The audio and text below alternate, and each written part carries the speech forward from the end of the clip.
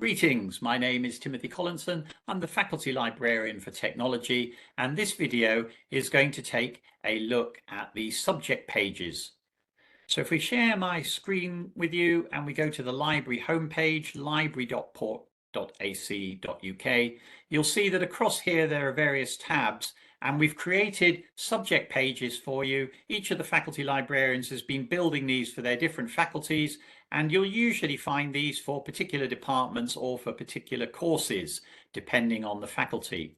So as I'm the Faculty Librarian for Technology, we're going to take a look at technology down here, and you'll see here each of the departments represented, and just at random I'm going to pick computing, but they all look roughly the same and do the same kind of thing, so don't be put off by that, or explore alongside this your own subject pages if that's helpful for you.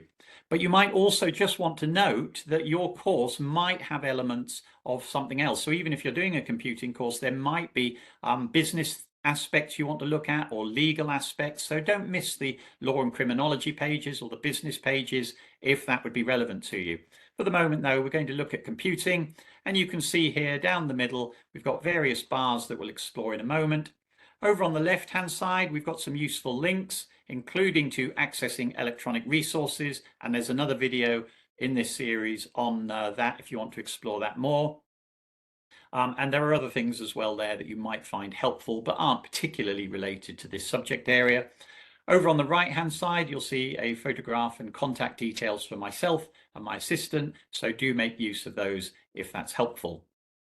Up at the top you'll find then we've got some information on getting started, including tours of the library and our information literacy pages, which guide you through the research process and you might find helpful.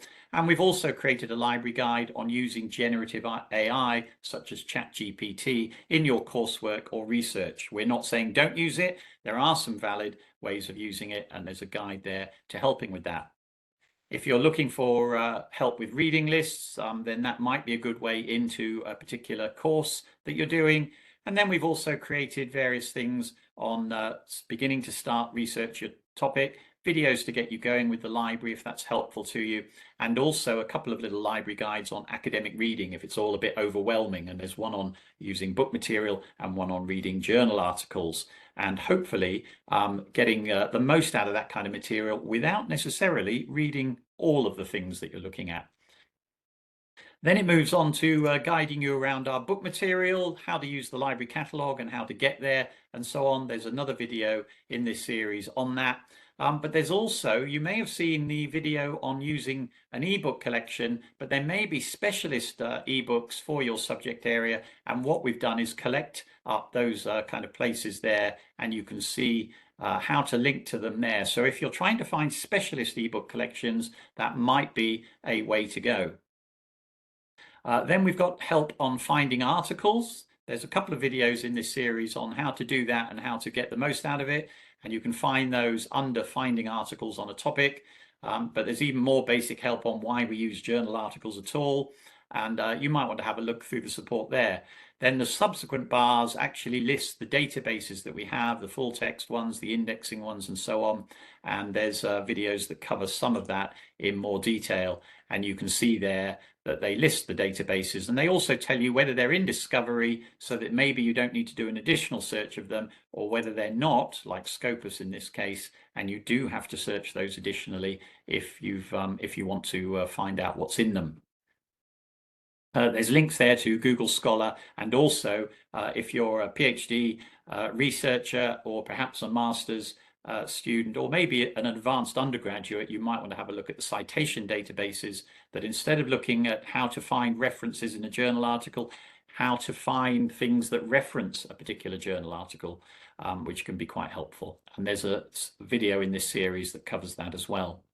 Not everything, of course, is a journal, so we do list the other databases that we have, including specialist ones for your topic. So this one would be relevant to computing, news options that may be helpful for you, even though they're not necessarily academic. And then there's some databases that are so big they will cover your particular topic, but they're non-subject specific. So we've listed those there.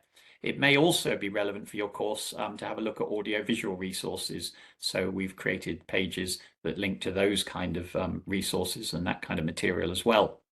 Again, there's support for researchers if you want to have a look at that. And then finally, we've got help for referencing, a bit on plagiarism and how to avoid it, and then how to get your referencing right. So check out the videos and the PowerPoints there that might be useful for you. So that's a really quick look at your subject page, or what a subject page looks like. And we'd encourage you to explore those. And it might be worth having a little look at them before you get into your assignments in a big way, so that you know what's there and you know how to access it quickly when you're under pressure of time for deadlines and that kind of thing. But if you've got any questions about that, please don't hesitate to get in touch with us, and good luck with your studies.